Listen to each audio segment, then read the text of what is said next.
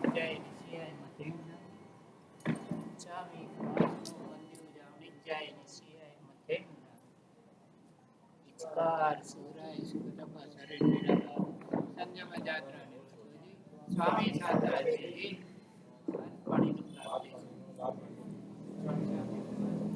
जावणिज्याय निश्चयाय मतेंद्र इच्छा कारण संधि से भगवान अभूठ्यम अभ्यंतरायम कामेम इच्छाम कामेमि रायम जंकिंची अपत्यम पर्वते पत्ते पाणी हुनी व्यावचे आलावे जल्ला उचासने समासने अंतर्वाजे उदुपादाय जंकिंची मंत्र विनय पर सुनो मारवान उठे जान भावना जाना इच्छा में कुमार को बंदी जाने जाए सियाए इच्छा में कुमार को बंदी जाने जाए सियाए मत इच्छा कारण संदेश भगवान वायना संदेश इच्छा में कुमार को बंदी जाने जाए इच्छा कारण संदेश भगवान वायना ले इच्छा में कुमार को बंदी जाने जाए इच्छकारी भगवान को चाहे करी वायना प्रचार कराओ नमो अरिहंताणं नमो सिद्धाणं नमो आयर्याणं नमो अध्यायाणं नमो लोये सर्वसापुणम्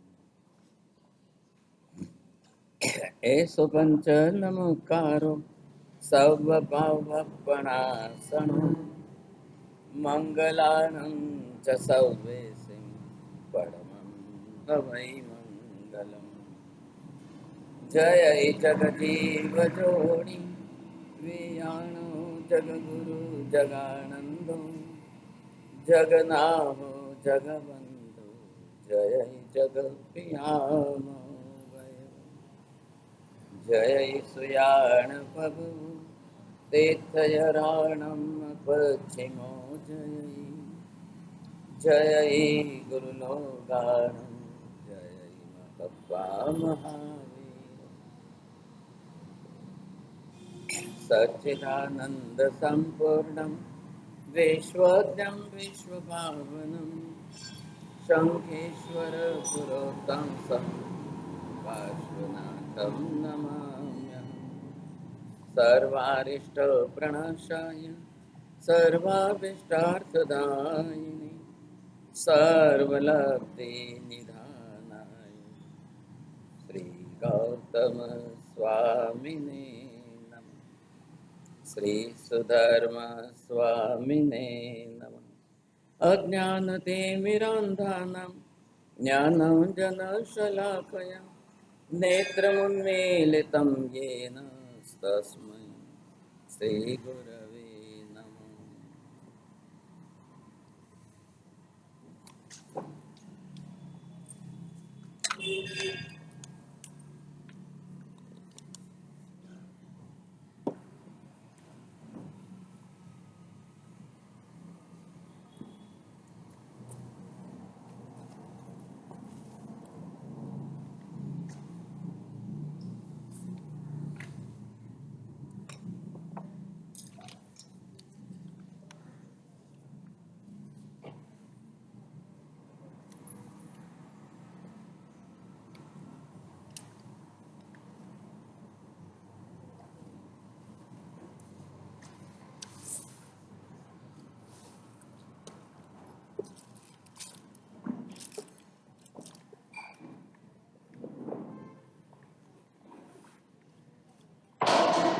विपाक सूत्र का जो आगम शास्त्र यहाँ पर चल रहा है, इस आगम शास्त्र का आज हम चौथा अध्याय शुरू करते हैं।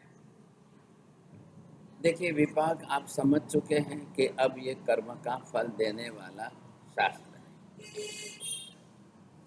कर्म शास्त्र का वर्णन अलग से होता है, वो थियोरिटिकल विषय है, और ये जो है प्रैक्टिकल विषय है। थियोरिटी के अंदर आपको सिद्धांत, बेसिक प्रिंसिपल्स और सारा गणित समझाएगा।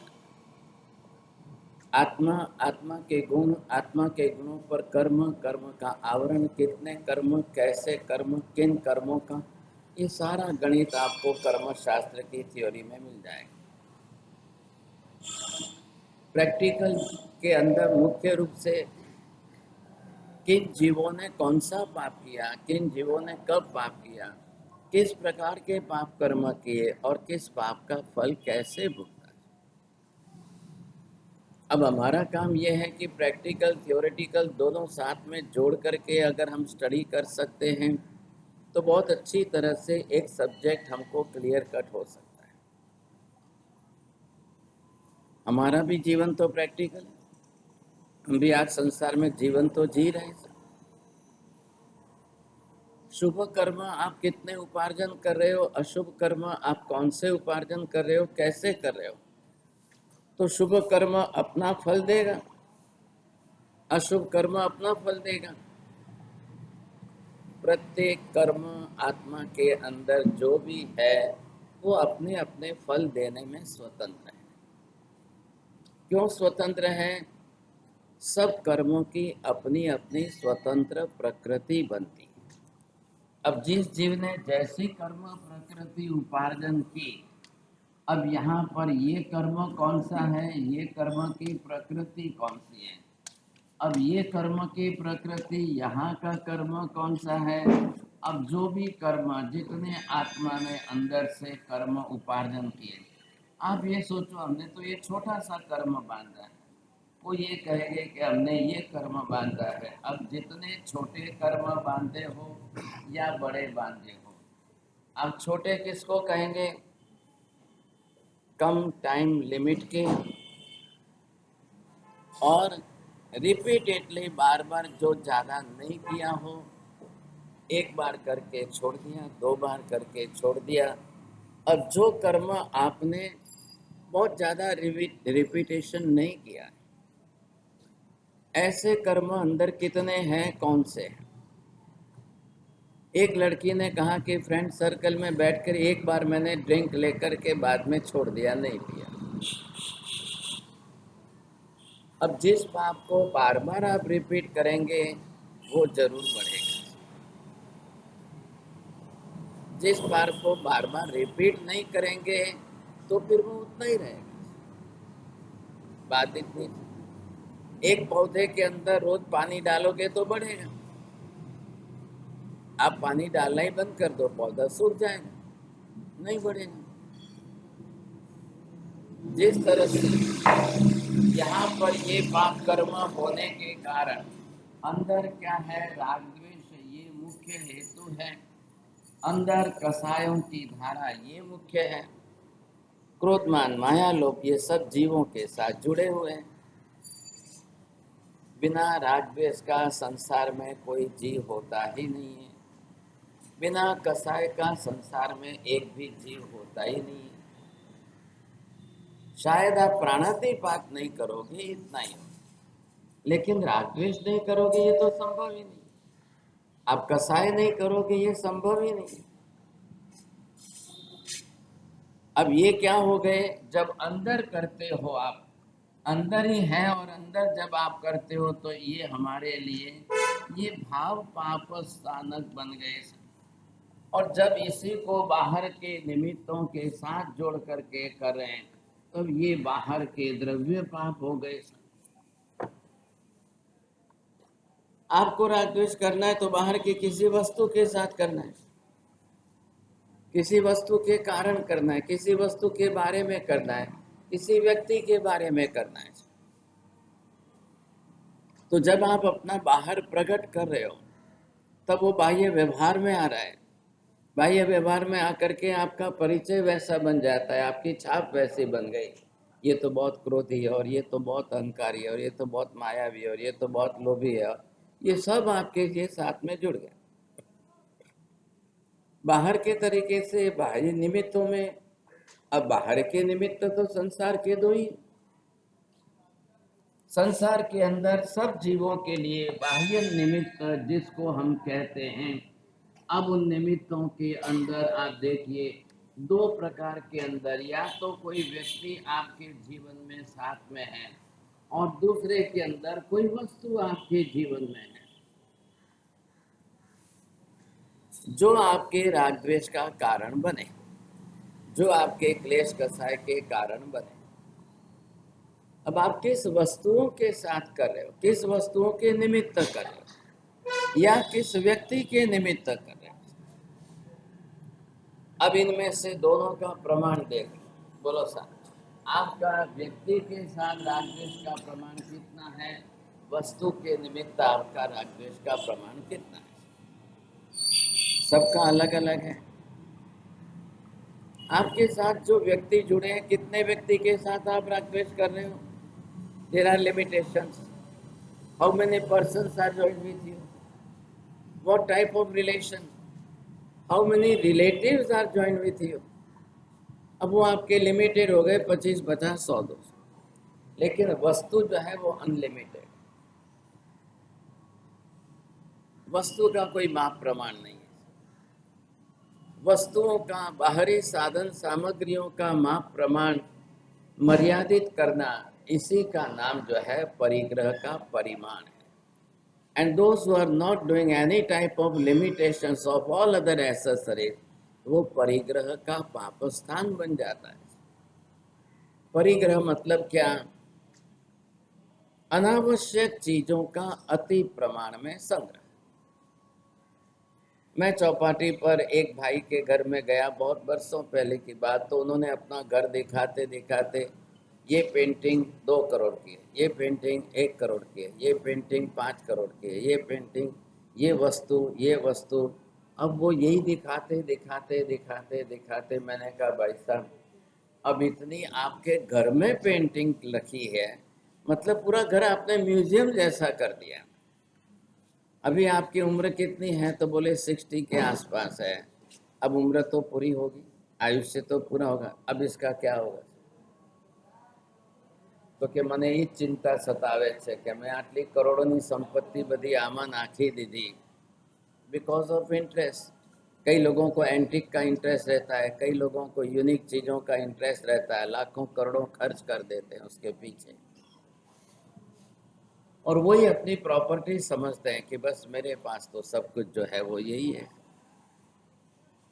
मैं कीधुं काका तमारी पाछलना तमारा दीकराओमां कोई छे के आ तमारुं पाछुं हाचवशे? तो कि मारा एक ज दीकरो छे ने ए पण टोटली अगेन्स्ट छे ने एमांथी जुदो रहे छे ने कोई आमां रस नहीं। अब कौन आएंगे आपके घर? आपके रिलेटिव, आपके गेस्ट।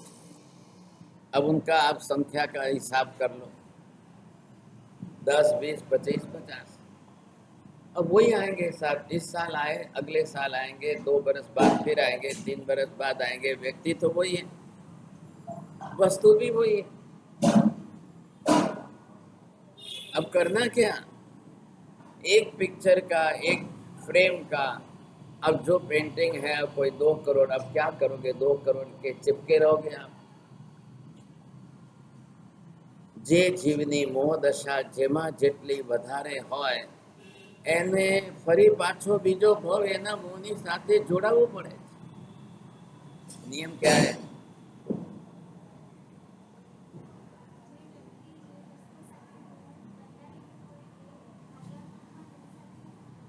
जिसकी मोह दशा जितनी तीव्र है, जिसमें जिसकी तीव्रता आई, मोह की दशा राग से आ गई।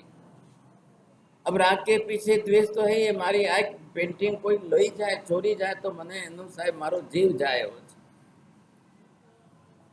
एक चीज अगर खो गई तो उसके पीछे उसका, हर संसार में सबका ऐसा ही। जो आपके मोह की वस्तु है वो राग की है और उसके पीछे द्वेष बुद्धि बनी हुई है। मारी वस्तु जो कोई लई गयो, मारी वस्तु मने पूछा वगर कोई ले लीधी। एक बड़े भाई का शर्ट जो था वो छोटे भाई ने पहन लिया, क्या फर्क पड़ता है साहब? माँ तो हमेशा ही पहनाती थी।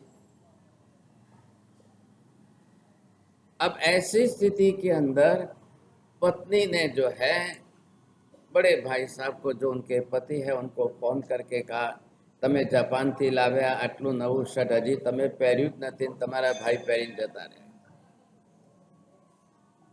अब उसने, पत्नी ने जो है चाबी भरा के उसको इतना जो है, इतना उकसाना शुरू कर दिया। अब करना क्या? जैसे सिनेमा छूटा और भाई, छोटा भाई बाहर से अंदर घर में आया, बड़ा भाई रसोई घर में से चाकू लेके दरवाजे के पीछे खड़ा रह गया। 3 घंटे तक पत्नी ने जो उकसाया, जितना उसको चढ़ाना था चढ़ाया, और उसके दिमाग के अंदर इतना क्रोध भर दिया, इतना कसाय भर दिया। दरवाजे के पीछे खड़ा रहा। भाई आया और जैसे ही उसने बेल बजाई, ये दरवाजा खोल करके पीछे छुपा हुआ था, वो अपना अंदर आया और पीछे से जाके चाकू भोंक दी। इतना छुरा भोंक दिया कि वो वहीं गिरा, सारी खून की पिचकारियां निकल गई। 2 मिनट के अंदर तड़पते तड़पते प्राण छूटे। अब ये प्राणी पंचेंद्रिय मनुष्य की हिंसा के पाप का भागीदार कौन? मारने वाला, उकसाने वाला, कौन भागीदार कौन? आपको सुनकर हैरानी इस बात की होगी,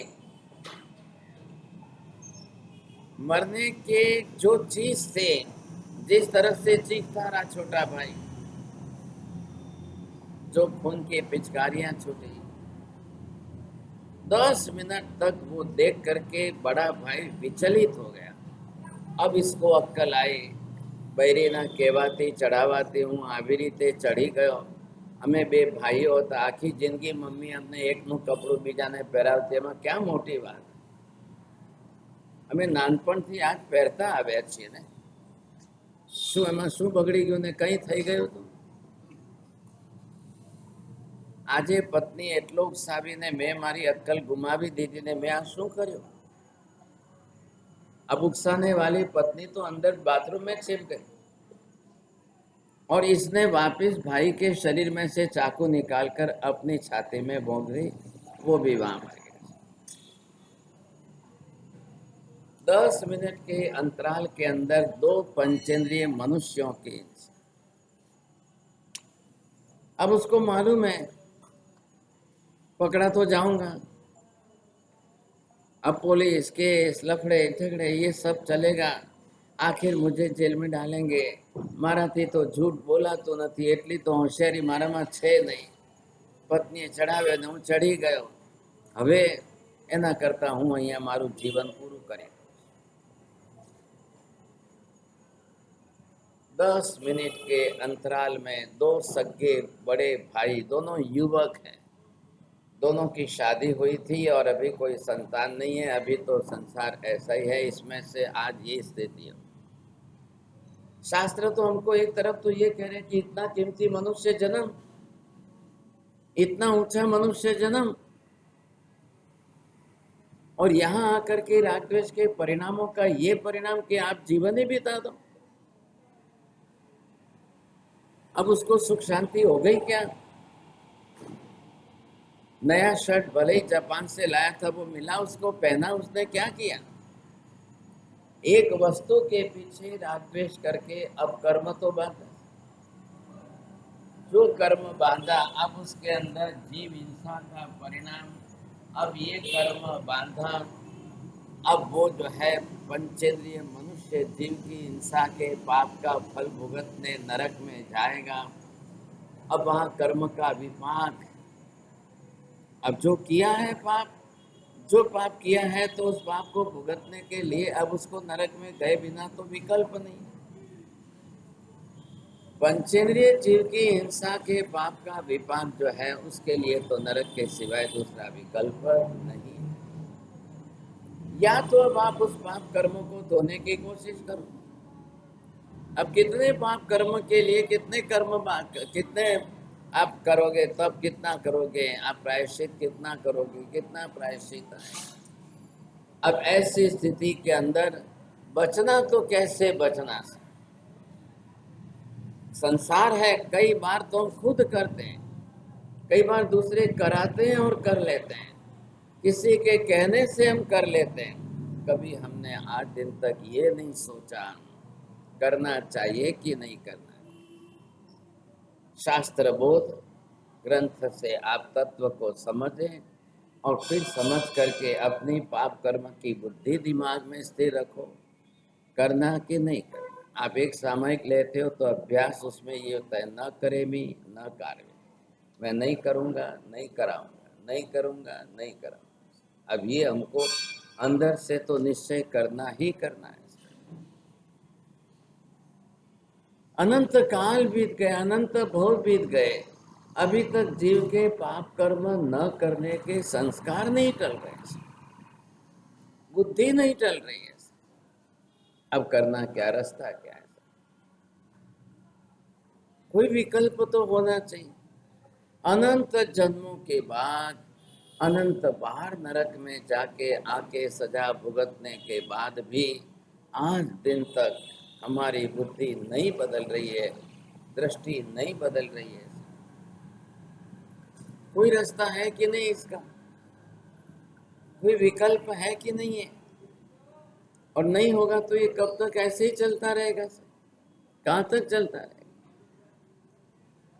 अब इसका कोई अंत नहीं। पाप करो फिर सजा भोगो, फिर पाप करो फिर सजा भोगो, फिर पाप करो फिर सजा।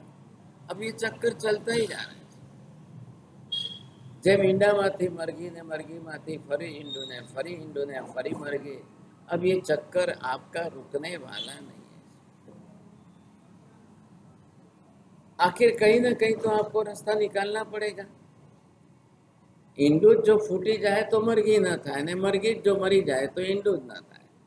પાપ જ જો આપણે કટ કરી દઈએ ને પાપ જ છોડી દઈએ તો એમાંથી કોઈ વિપાક ભોગવવું જ ના પડે, સજા સામને ही ना आए साथ। लेकिन अब संसार में रह करके जीव पाप को छोड़ करके बैठे, पाप बिना किए संसार में अपना जीवन चलाए, it is next to impossible जैसा हो गया। लेकिन आज नहीं तो कल, आज नहीं तो कल करते करते करते आपको लक्ष्य तो बनाना ही पड़ेगा। पाप छोड़ने की बुद्धि नहीं आ रही है तो पहले पाप घटाने की बुद्धि तो शुरू कर दो, और कुछ नहीं तो पाप का प्रमाण तो घटाने की शुरुआत करें। थोड़ा थोड़ा थोड़ा थोड़ा, जितने एक हैबिट वाला होता है, एडिक्शन वाला होता है, तो उसको बोलो तो क्या धीमे धीमे ओछू करीश है, धीमे धीमे कोशिश करीश। अब पान पराग खाने की बरसों की आदत, स्मोकिंग ड्रिंकिंग की इतनी हैबिट, अब वो इतने हैबिट के कारण ब्लड ही वैसा बन गया है केमिकलाइज, तो उसको जब भी बोलो तो बोलता है थोड़ा थोड़ा ओछा करीश, थोड़ा थोड़ा ओछा करीश। अब वो कब होगा, थोड़े थोड़े में कब होगा, कितना टाइम लगेगा, कितने लंबे टाइम में करेगा, क्या करेगा? लेकिन बस यही चल रहा है।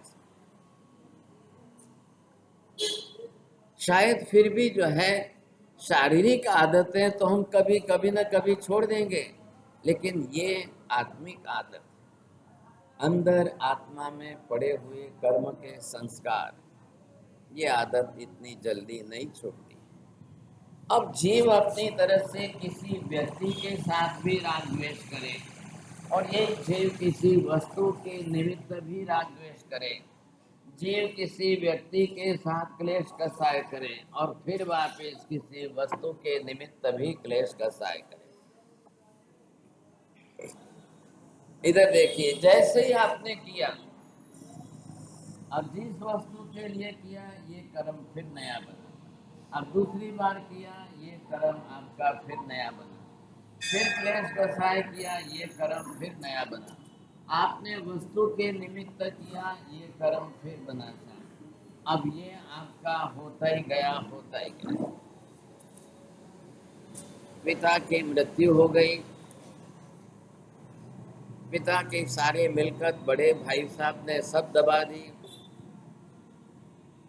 पिता की मृत्यु के बाद 2 बरस, 4 बरस, 5 बरस बीत रहे हैं, बड़ा भाई छोटे भाई को कुछ देने कोई तैयार नहीं। अब इसमें सबसे ज्यादा किसको चिंता हो रही है?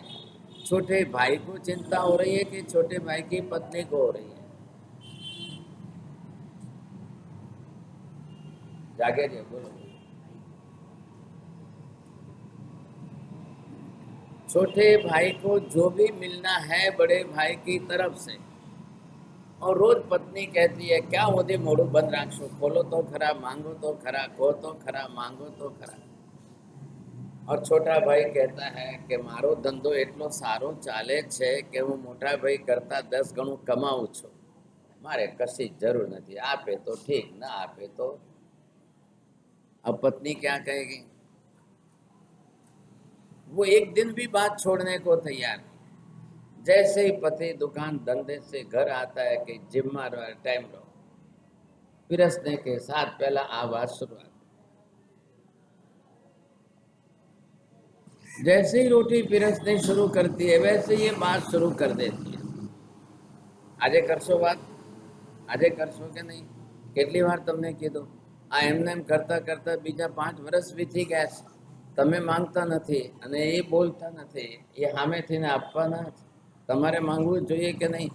અને પછી શીખવાડવામાં તો શબ્દો લેંગ્વેજ તો માંગ્યા વગર તો માય નથી આપતી, બધું बोलવું પડે કે नहीं। अब ये सब समझाते समझाते वो रोज इतना उकसाते उकसाते।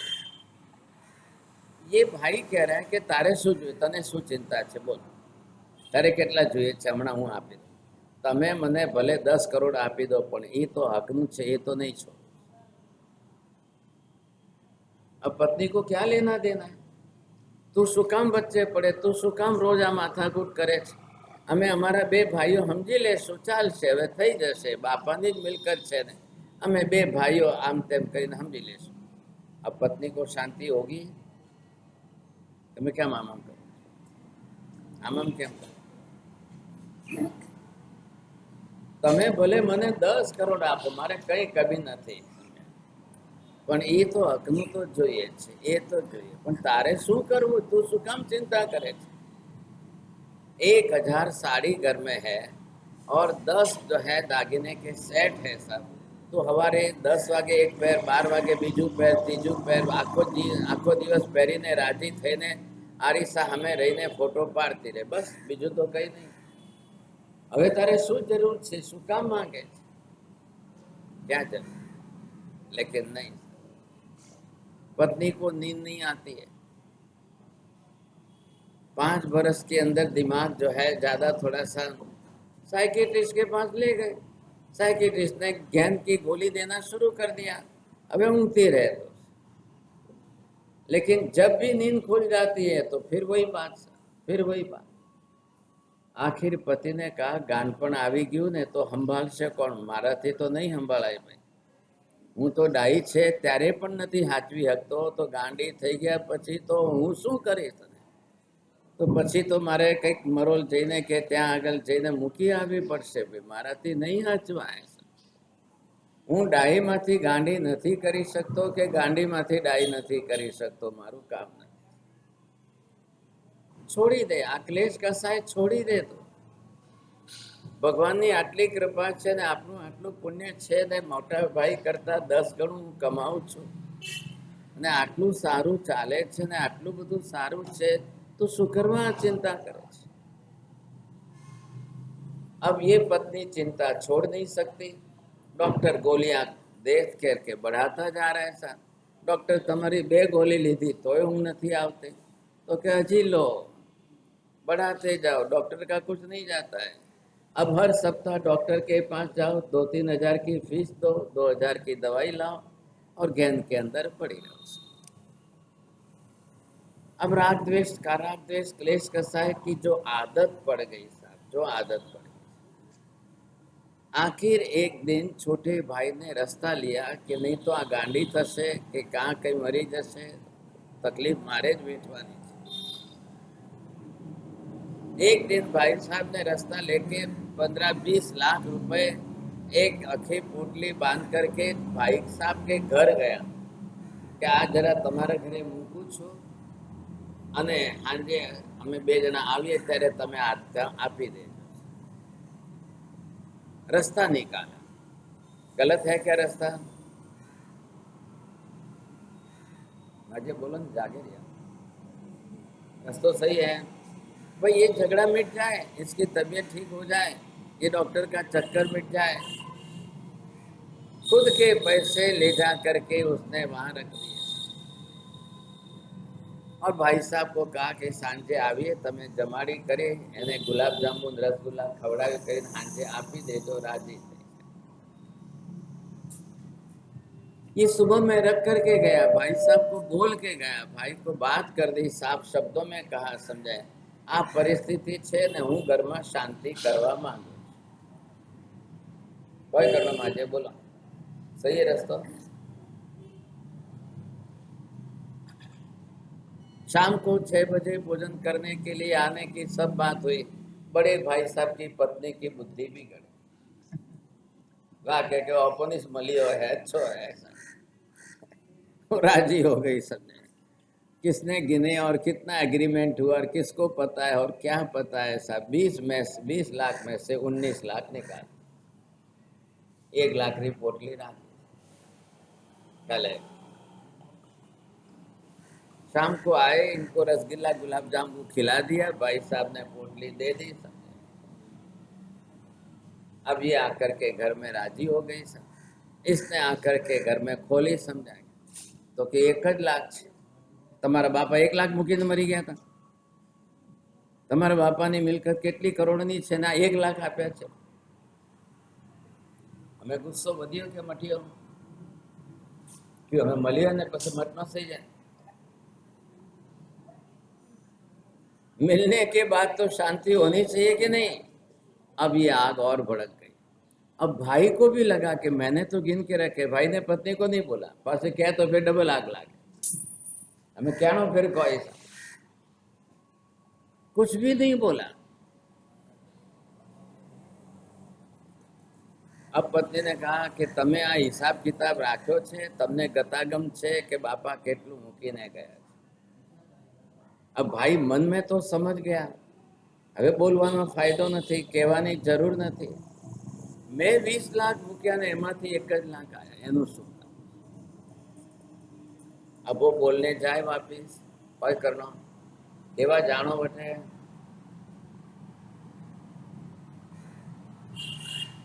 ऐसे मौके पर दुकान पर जाकर के बात की तो कि भाई तमे शू मूक्यू ने तमे केटला मूक्या, हूँ तो अड़्यो नहीं ने पोटली खोली नहीं ने मने कई खबर। तमे कीधु बात साची छे, तमे मूक्या तमे कई मने आंकड़ो नहीं कीधो, मने कई गतागम नहीं। जे छे एमने पोटली पड़ी छे ने जमवा आया तो आपी दीधी छे, ये पत्नी आपी छे। हवे शू बोले भाई, शू बोले? बोलना क्या? घर में शांति हो जाए, ये क्लेश कसाय का झगड़ा मिट जाए, इसके लिए तो छोटे भाई ने रास्ता निकाल कर खुद की संपत्ति, खुद के 20 लाख रखे, चलो कोई झगड़ा ना हो, शांति हो जाए। अब क्या करना? भाई के लिए, छोटे भाई के लिए ऐसी परिस्थिति बन गई, न पत्नी के सामने कुछ बोल सके न पति के सामने कुछ।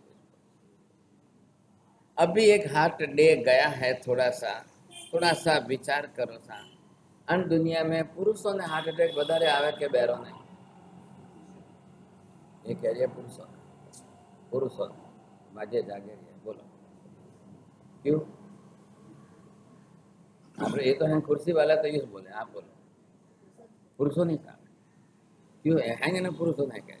चलो तमे एम करो कि बૈરાવ नाम बोलो नहीं। कारण शू छे?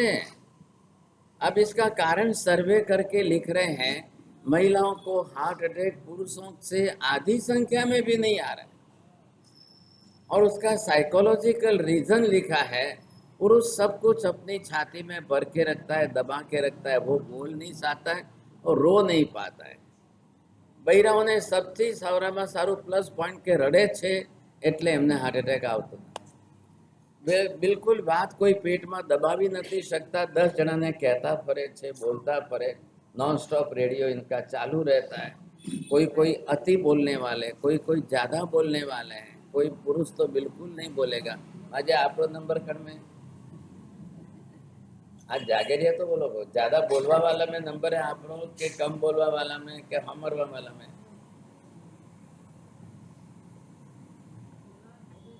फायदो है। ज्यादा बोलते हो कि कम बोलते हो कि कैसा है? कई एक्सपर्ट लोग ऐसे हैं कि कान पर शब्द पड़ा कि उनका बटन चालू। अब बात क्या है, बात का संबंध क्या है, कुछ भी नहीं, कौने पढ़ियो नहीं, जंप लाओ, देखा जाए, बोलो। अब बात होगी, सामने वाले बोलेंगे तो 2 मिनट में बात समझ में आ जाएगी साहब किस बात की क्या है, वो चालू हो जाते हैं, बोलने ही लगता है। पुरुषों की ये तकलीफ है, ना तो बोलते हैं, ना अपना दुख किसी को कहते हैं, और न रो सकते हैं। एक तकलीफ है। क्यों नहीं रोता पुरुष? कोई तकलीफ है रोवा? बोला नहीं। पुरुषों ने रोनो हिकावनो पड़े हाँ, પુરુષોને બૈરાઓને રડવું શીખવાડવું પડે છે કોઈને? હમણાં કહો તો હમણાં રડે, નલ ખોલો કે પાણી આવી જ જાય, સમજાય? પુરુષોની આ મોટી તકલીફ છે, પોતાનું દુઃખ બીજાની આગળ હળવું કરી શકતા નથી, હૈયું હળવું થતું નથી, જેને ગુજરાતીમાં કહેવાય કે ડૂમું ભરાઈ જાય છે અંદર, અને એટલું અંદર ભરીને રાખે એનું प्रेशर જે છે, साइकोलॉजिकल प्रेशर, वो जो है डाइजेशन सिस्टम पर आता है। आपके मेंटल प्रेशर, आपके दिमाग पर अगर कोई प्रेशर भारी है तो वो आपके पाचन तंत्र पर पड़ेगा ही पड़ेगा। One science about that, this is the psychosomatic science. If you have the stress and tension in your mind, it will affect your digestion. पाचन के ऊपर वो इतनी गहरी असर करता है और फिर उसमें से पित्त या वायु बढ़ता है। अब वो जो वायु बढ़कर सिर पर चढ़ गया और वो आपको विचार घूमता रहे, वो बन जाता है विचार वायु। और विचार वायु कम होता नहीं है, उसके कारण उसको नींद आती नहीं। अब इसकी ये समस्या दूर हो सकती है कि नहीं साहब? अब गोली लेके तो कुछ नहीं होने वाला है। डॉक्टर के पास गोली तो खाली नींद की है। आप नींद की गहराई में जाओ और आपका स्ट्रेस और टेंशन कम हो सकता। लेकिन नींद की गोलियों का नुकसान भी है। आपका ब्रेन डल करता है, दिमाग डल हो जाएगा और लॉस ऑफ मेमोरी को धक्का लगता है, याददाश्त कम होती है और ब्रेन पावर उसका वीक हो जाता है, डिसीजन कैपेसिटी नहीं रहती है, सही समय पर प्रॉपर निर्णय लेने की क्षमता नहीं रहती। क्या करना अब? ये परिस्थिति आने वाली। आप किसी भी हालत में सबसे पहले नींद की गोली से बचो। स्ट्रेस एंड टेंशन आपको घटाना है तो जाप और ध्यान करो, वांचन करो और स्वाध्याय करो। थोड़ा सा कोई ऐसे हल्की पुस्तकें बाहर, हल्की का मतलब लाइट जो होती है, हिस्टोरिकल जो होती है वो। हल्की का मतलब स्टैंडर्ड जिसका नीचे उतरा हुआ है, ऐसी तो भूल से हाथ में मत लो, दिमाग खराब कर दे और मानसिकता बिगाड़ दे, ऐसे नहीं लेना।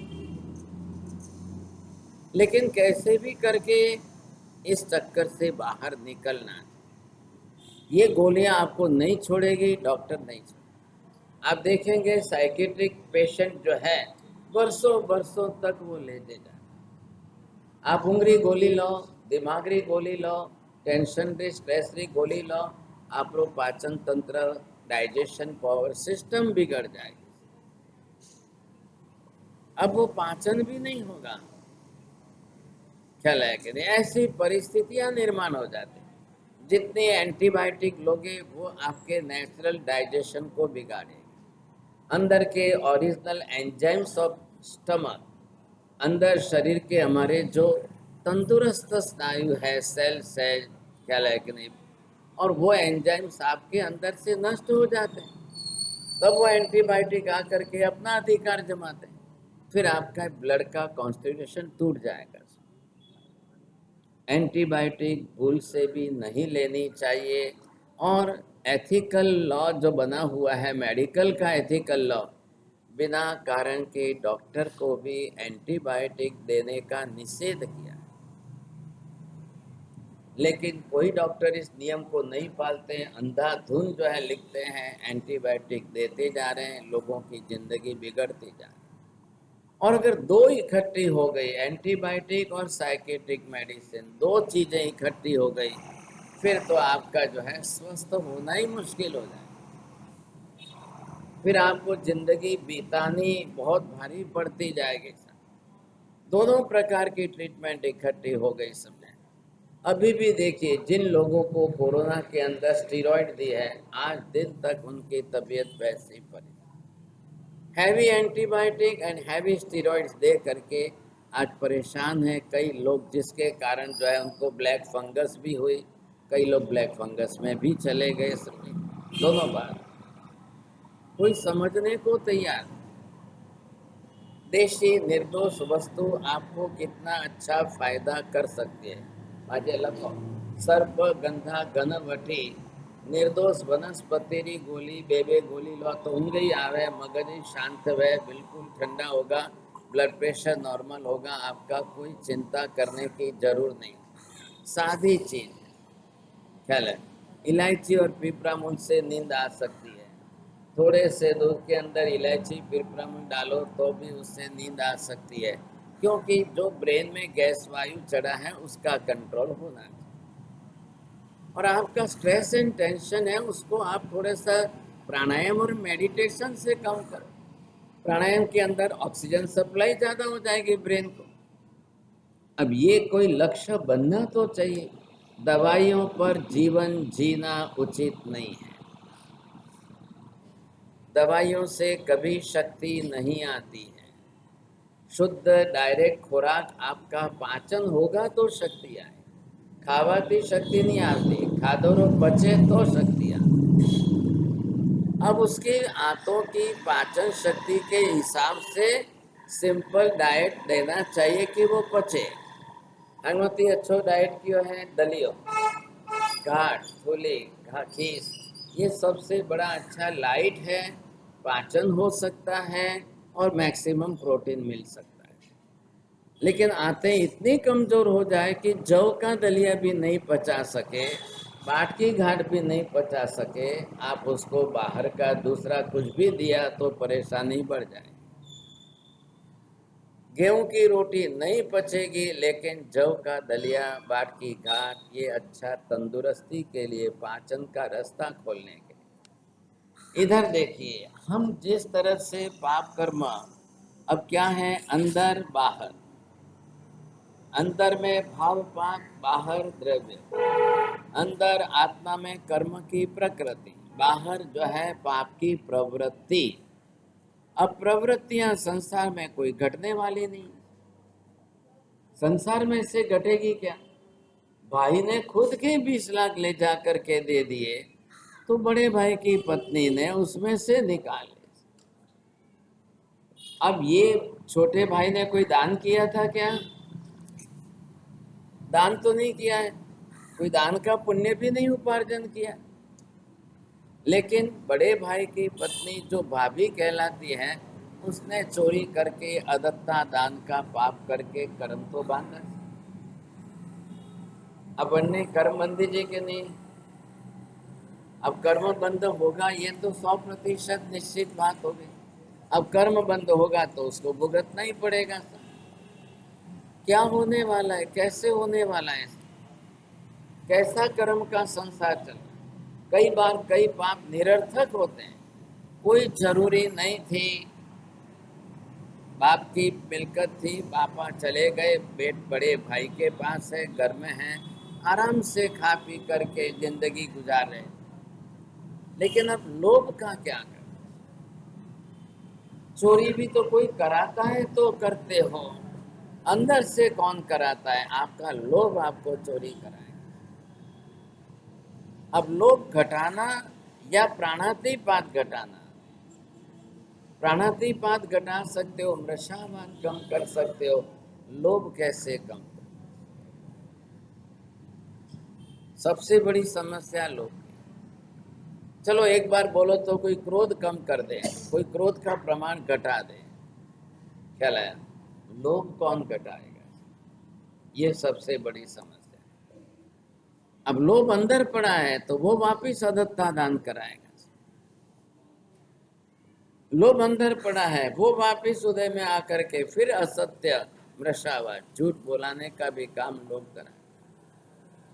आप प्रतिक्रमण में पक्षी सूत्र सुनते हो तो उसमें भी ये बात से कोहावा, लोहावा, भयावा, हासावा। आदमी झूठ क्यों बोलता है? ये चार कारण दिए। कोई क्रोध में झूठ बोलता है, कोई भय में झूठ बोलता है, कोई लोभ में झूठ बोलता है, और कोई हास्य में, हंसी मजाक में भी लोग झूठ बोलते। अब इतने झूठ बोलने वाले इकट्ठे हो जाए, इतने झूठ बोलने वाले, चारों तरफ से झूठ बोलने वाले इकट्ठे हो जाए तो किसका सत्य क्या मानना? और पॉलिटिक्स तो किसका नाम है? पॉलिटिक्स किसका नाम है? जहां झूठ ही नहीं बोलना है, माया कपट पूर्वक जो झूठ बोल सके। 70वें पाप स्थान से माया मृषावान। जितनी अच्छी शिफत से होशियारी से बोलते जाओ, पकड़े ना जाओ। इसका नाम पॉलिटिक्स है। अब लोगों ने दानत बना ली वैसे, जो एक्सपर्टाइजेशन जो है, अब वो किसके साथ जुड़ गया है? माया मृषावान। आप पहले ध्यान से समझिए।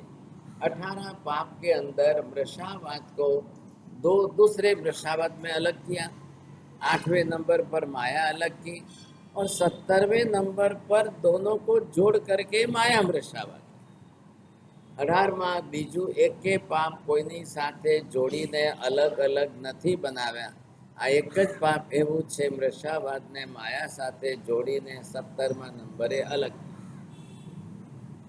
એટલે બે ભેગા થાય તો નેચર अलग જ થઈ ગયો। मृषावाद का स्वभाव बिल्कुल अलग है, माया मृषावाद का स्वभाव बिल्कुल है। આપણે નંબર કર્મ આવે सादो झूठ बोलना एक अलग बात है। छल कपट ने माया कपट पूर्वक झूठ बोलना वह एक अलग बात है। बोलो, पुरुषों ने माया कपट करनी વધારે આવે કે બહેરો ને વધારે આવે? बोलो पुरुषों ने। माजे बोलो, ये जागे तो दे, कॉपी पेन नहीं, आप तो बोल नहीं इसको हंगा दिया।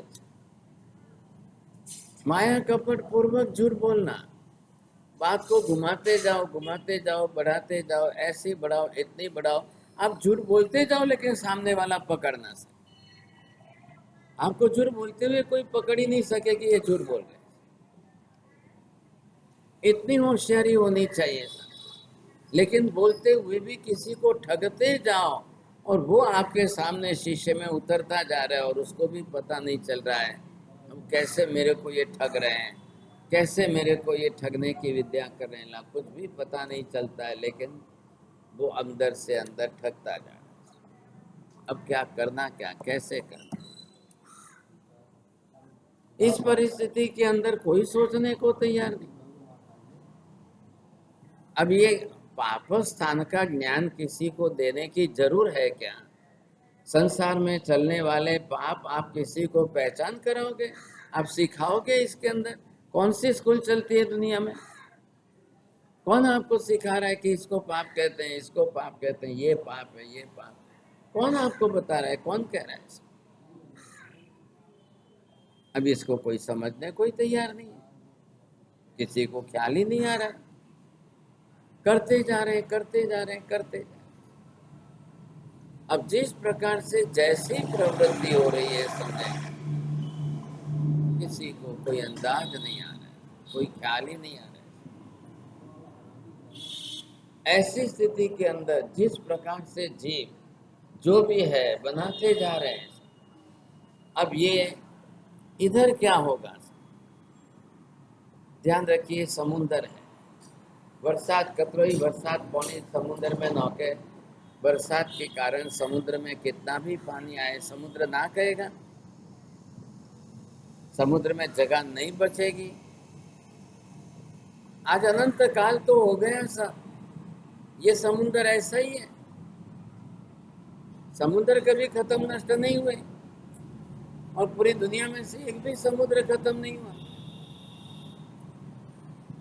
जैन धर्म की भूगोल के हिसाब से तो कितने असंख्य द्वीप समुद्र हैं, असंख्य द्वीप। क्या कम हुआ? कौन सा कम? एक भी समुद्र नष्ट नहीं हो, लेकिन वो समुद्र पानी का इतना बड़ा हो, उसमें पानी कम नहीं हो सकता है। अब ये आत्मा का कर्म का समुद्र है, आप कितने ही कर्म बांधते जाओ, कितने ही कर्म बांधते। सिमंदर स्वामी को जाके पूछा जाए कि हे भगवान, कभी एक दिन ऐसा आएगा कि जिस दिन आत्मा को कोई कर्म बंधे ही नहीं? अब कोई आत्मा में कर्म बांधने की जगह खाली नहीं बची है, ऐसा कोई दिन आएगा? भगवान ने कहा कभी नहीं आएगा। आत्मा में जो कर्म बनते हैं, अब जिस कर्म का काल परिपक्व होगा, उसके निद्रा भी होगी, क्षय भी होगा, फिर नया आएगा, फिर कटेगा, फिर नया आएगा, फिर कटेगा। आप निद्रा नहीं भी करोगे तो टाइम लिमिट तो पूरी होगी कि नहीं? आप कुछ भी नहीं करो तो भी कर्म की टाइम लिमिट जब पूरी होनी है वो होनी है। अब इसमें क्या कम होने वाला है? कैसे कम होने वाला? तो आगे पढ़ी हो। अब ऐसी स्थिति के अंदर आप जितने कर्म बांटते जाओ, कर्म बांधते जाओ, आत्म प्रदेशों में कभी कोई खाली जगह ही नहीं है। आज बांधा फिर कल बांधो, आज बांधा फिर कल बांधो, आज बांधा फिर कल बांधो, बांधते जाओ, कोई कोई कमी नहीं आ रही। यहाँ चौथे अध्ययन के अंदर भी जिन पापों की विशेष बात की जा रही है, आपको मृगापुत्र के पहले अध्ययन में प्राणातिपात के पाप की बात, आपने अभग्न सेन के अध्ययन में आपने देखा चोरी के पाप की बात, दूसरे अध्ययन के उज्जित कुमार के जीवन में भी आपने देखा। अब आज हम यहाँ पर चौथा अध्ययन कर रहे हैं, तो ये चौथे पाप स्थान की बात।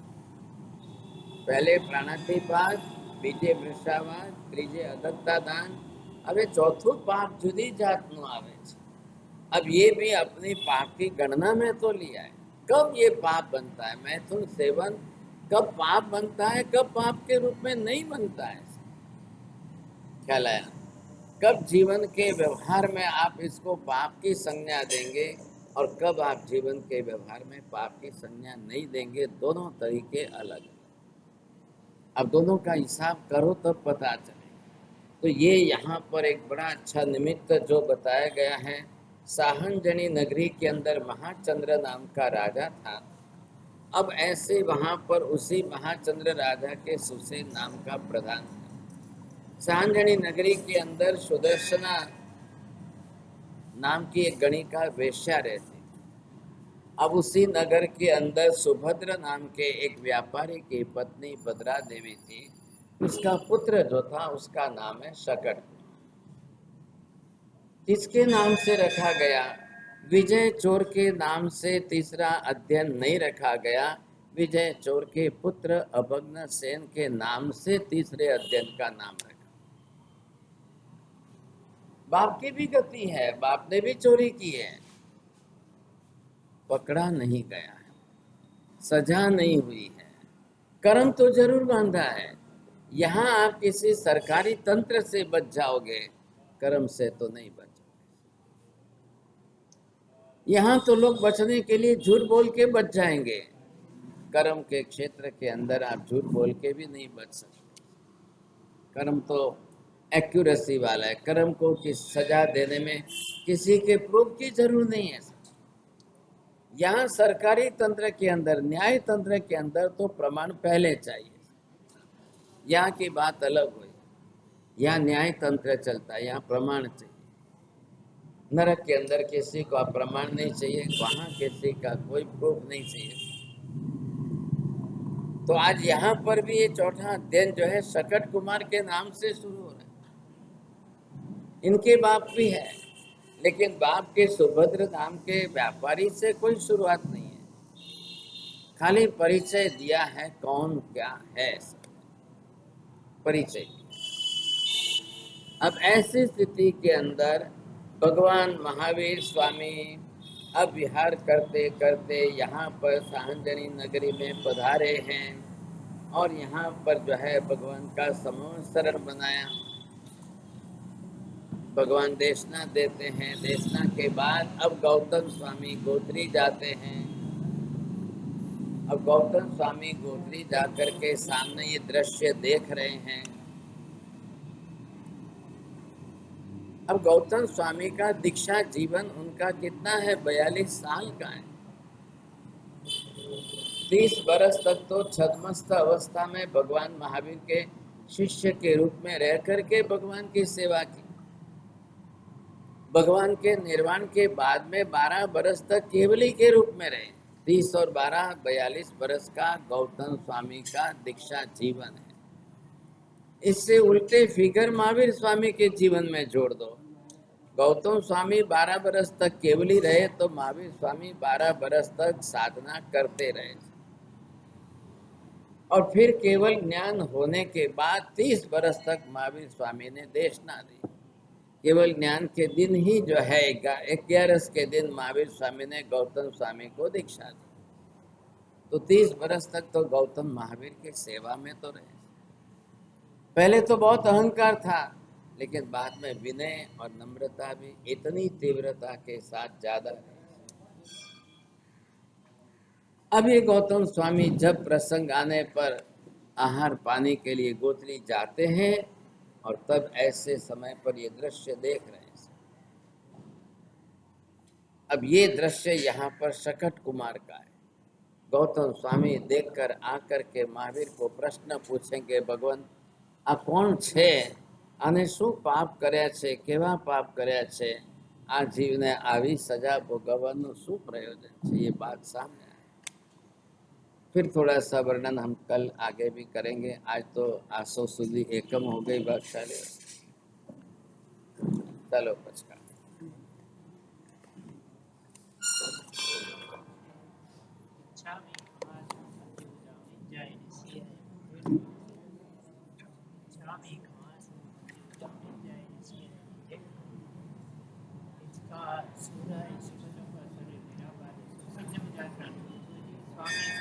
देव